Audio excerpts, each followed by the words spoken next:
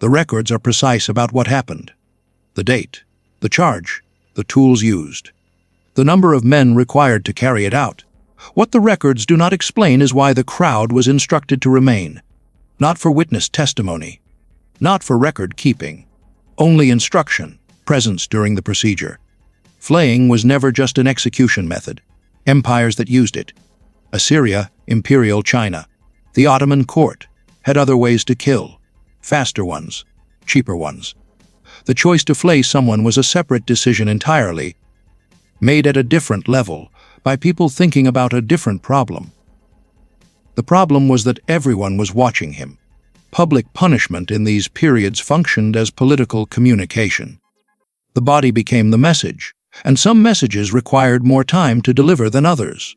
The oldest documented cases come from Assyria, 9th century BC. Kings like Ashurnasirpal II had their campaigns recorded in stone, not just victories, but what happened to those who resisted.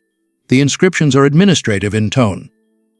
Lists, almost, who was captured, what was done, where the skin was displayed afterward. That detail? The display appears in the records more than the act itself. China's imperial courts used flaying during periods of acute political instability. The Ming dynasty documented at least several cases where officials accused of corruption were flayed, their stuffed skins mounted at the entrance of their own offices. A replacement would arrive to work beside it. The Ottoman Empire, Persia, medieval Europe during the Heresy trials. Each civilization arrived at the same method through different legal frameworks, different religions, and different centuries, which raises a question the records never answer directly. Why this particular punishment kept appearing across cultures that had no contact with each other as the chosen response to one specific category of crime. Betrayal of power.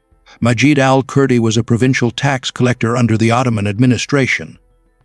Mid-16th century. He had held the position for 11 years without incident, which, in that system, was itself a kind of achievement. The accusation came from above him. A senior official claiming funds had been redirected. The evidence presented was partial. The trial, by surviving accounts, was brief.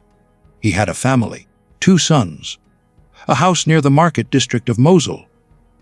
History tells us about him because of what the provincial governor decided his case required, not as punishment for what he had taken, as a lesson for every other collector in the region who might consider the same.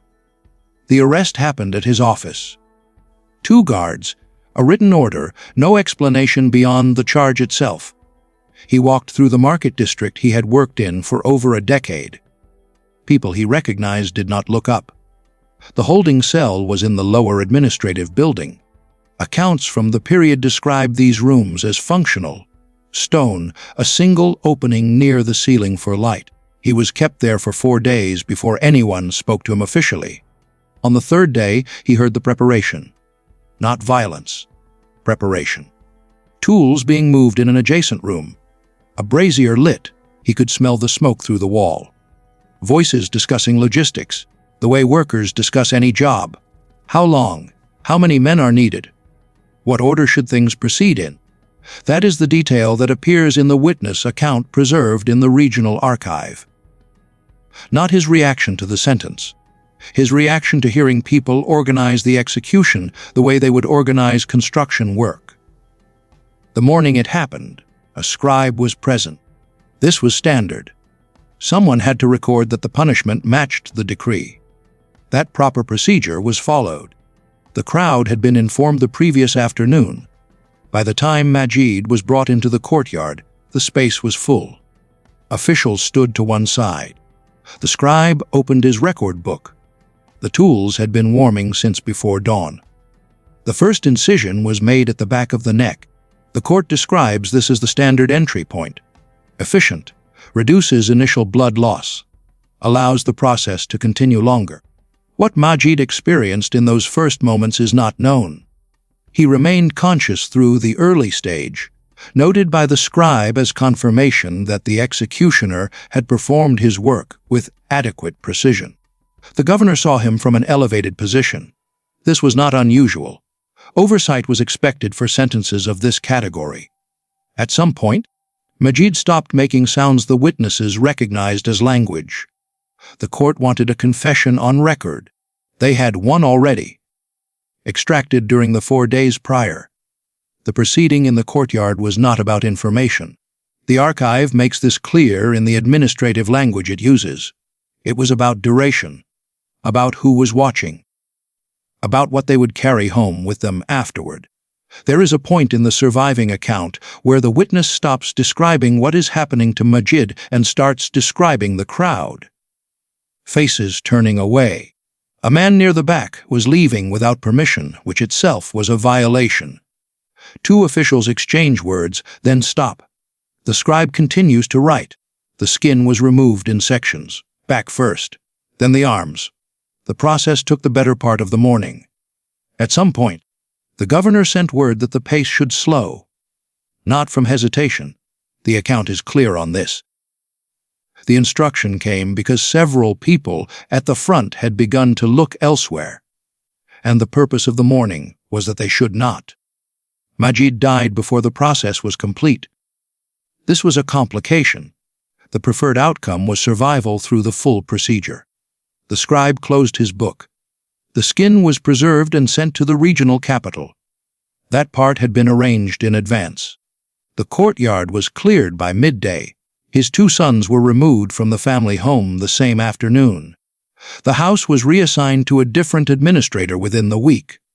His name was struck from the official tax records, not as a condemned man, but as if the position had simply been vacant.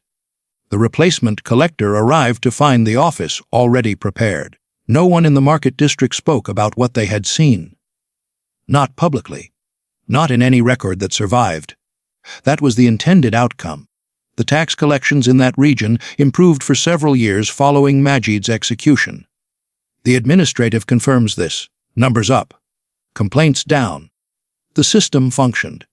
Whether that outcome came from fear or from the simple removal of one allegedly corrupt official, the records cannot tell you. Probably the governors did not care about the distinction.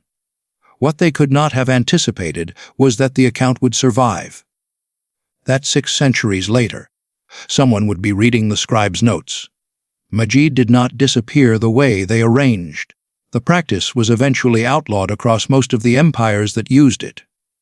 What replaced it were other methods, different tools. The same calculation about what a watching crowd needs to feel to remain manageable. That calculation has never been outlawed anywhere.